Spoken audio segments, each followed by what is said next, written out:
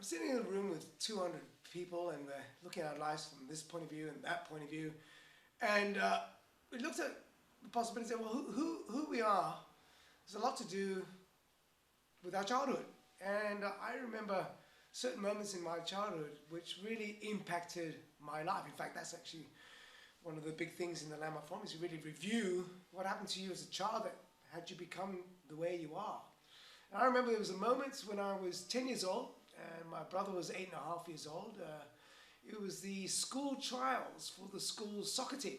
And my mum and dad came to watch, and anyway, so off we went for the game, and my brother played and I played, and we were all playing our little hearts out. And at the end of the game, the school teacher started naming the people that were picked for the school team, and my younger brother got picked and I didn't.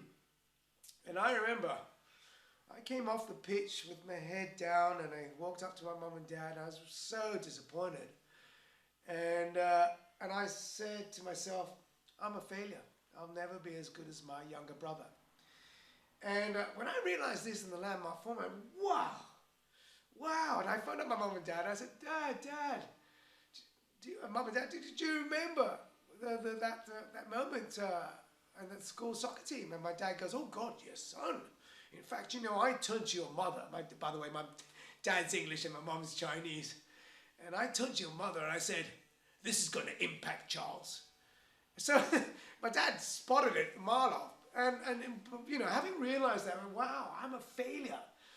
And I looked at my life and where did failure show up? And at the time I was unemployed. I was living in Darlinghurst in Sydney, and you know, on the weekends I'd wake up in the mornings and there would be broken beer bottles and syringes, and it was grungy. And I'm like, wow, you know, failure. The apartment I lived in wasn't that good, you know, it wasn't a great little place. And the clothes I wore, I was always buying second-hand clothes because, well, I didn't have a job. And anyway, having revealed that I was a failure, and wow. And I went for a job interview for Foxtel Cable Television, and I got the job. I was a sales manager for 6 people. I had a company car, and I moved from Darlinghurst to Neutral Bay, where the apartment that we got had water views. I looked over the Sydney Opera House. My bedroom overlooked the ferry, the Neutral Bay ferry.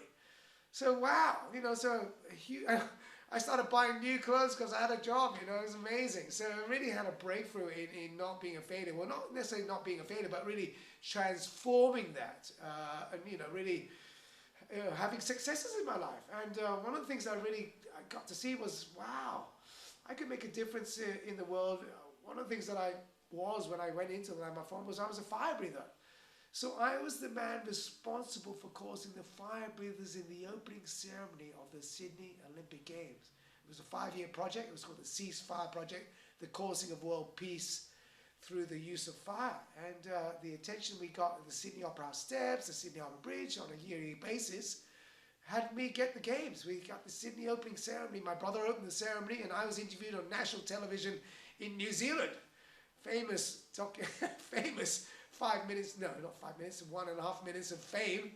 And my mum and dad got to watch the whole ceremony in the name of world peace. So certainly recommend the Landmark Forum to anyone who's watching and is curious. Highly recommend it. Thanks. Bye. World peace by 2020.